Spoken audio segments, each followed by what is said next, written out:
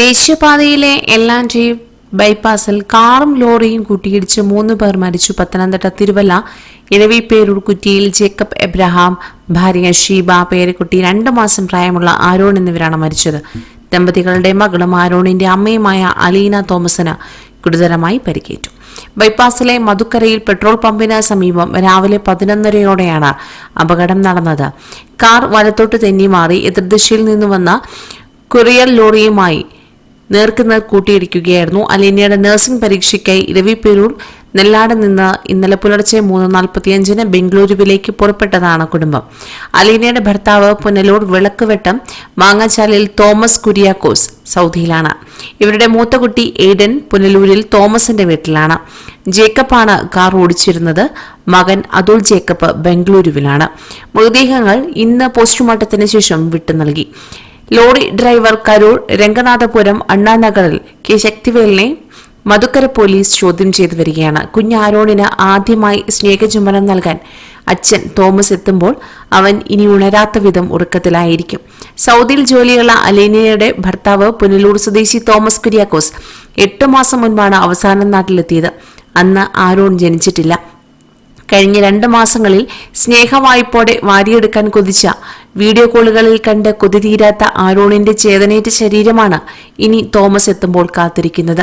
മാതാപിതാക്കളെയും ഇളയ കുഞ്ഞിനെയും അപകടത്തിൽ നഷ്ടമായ അലീന സാരമായി പരിക്കേറ്റ് ചികിത്സയിലാണ്. നഷ്ടങ്ങളുടെ തീരാവേദനയിലുള്ള ഇവരെ എന്തു പറഞ്ഞ് ആശ്വസിപ്പിക്കുമെന്ന സങ്കടത്തിലാണ് ബന്ധുക്കൾ. 2 ആഴ്ച മുൻപ് ഇരവിപേരൂർ സെന്റ് മേരീസ് ജ്ഞാനായ പള്ളിയിൽ വെച്ചാണ് 2 മാസം പ്രായക്കാരനായ ആരോണിന്റെ ദേവാലയ പ്രവേശന ചടങ്ങ് നടന്നത്. എല്ലാവരും ആഹ്ലാദത്തോടെ ഒത്തുചേർന്നതിന്റെ സന്തോഷമായി മുൻപേ ദുരന്തം കരിനിഴൽ വീഴ്ത്തിയതിന്റെ തേങ്ങലിലാണ് ഇരവിപേരൂർ നെല്ലാട്ടെ നാട്ടുകാർ. സൗദിയിൽ ജോലി ചെയ്യുന്ന പുനലൂർ വിളക്കുവെട്ടം മാങ്ങാച്ചാലിൽ തോമസ് കുര്യാക്കോസ് അടുത്തു തന്നെ അവധിക്ക് നാട്ടിൽ വരാനിരുന്നതാണ്.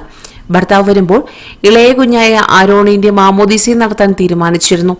എല്ലാവരുടെയും ഓമനയായിരുന്ന കുഞ്ഞുൾപ്പെടെ കാർ അപകടത്തിൽ കുടുംബത്തിലെ 3 പേർ മരിച്ചതിന്റെ ഞെട്ടലും അവിശ്വസനീയതയുമായിരുന്നു ഇന്നലെ ഉച്ച കഴിഞ്ഞ് കുറ്റിയിൽ വീട്ടിലെത്തിയവരുടെ എല്ലാം മുഖത്ത്.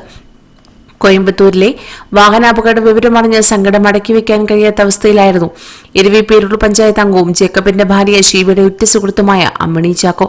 ഇന്നലെ രാവിലെ പാലക്കാട് എത്തിയപ്പോൾ ഷീബ അമ്മണി ചാക്കോയ്ക്ക് ഫോണിൽ സന്ദേശം അയച്ചിരുന്നു. അല്പം കഴിഞ്ഞൊരു ഫോൺ കോൾ വന്നു. തമിഴിൽ സംസാരിച്ചപ്പോൾ മറ്റൊരാൾക്ക് കൈമാറി. അപ്പോഴാണ് കാർ അപകടത്തിൽപ്പെട്ട വിവരം നാട്ടിൽ അറിയുന്നത്. നെല്ലാട് നിന്ന് ഇന്നലെ പുലർച്ചെ 3:45 ഇവർ പുറപ്പെട്ടത്. തിരക്കൊഴിവാക്കാനാണ് പുലർച്ചെ യാത്ര തുടങ്ങിയത്.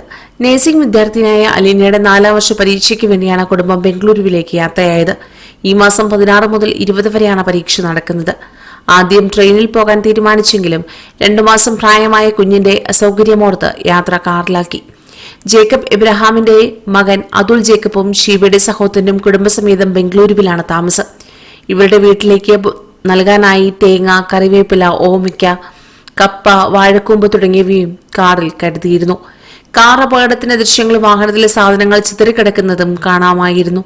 18 വർഷം മസ്കറ്റിൽ ജോലി ചെയ്തിരുന്ന ജേക്കബ് എബ്രഹാം 5 വർഷം മുൻപാണ് ജോലി മതിയാക്കി നാട്ടിലെത്തിയത്. കുടുംബത്തോടൊപ്പം നാട്ടിൽ വിശ്രമ ജീവിതം നയിക്കുകയായിരുന്നു. ഇന്നലെ കാർ ഓടിച്ചിരുന്നതും ജേക്കബ് തന്നെ. കൂടുതൽ വാർത്തകൾക്കായി ഈ ചാനൽ സബ്സ്ക്രൈബ് ചെയ്യുക.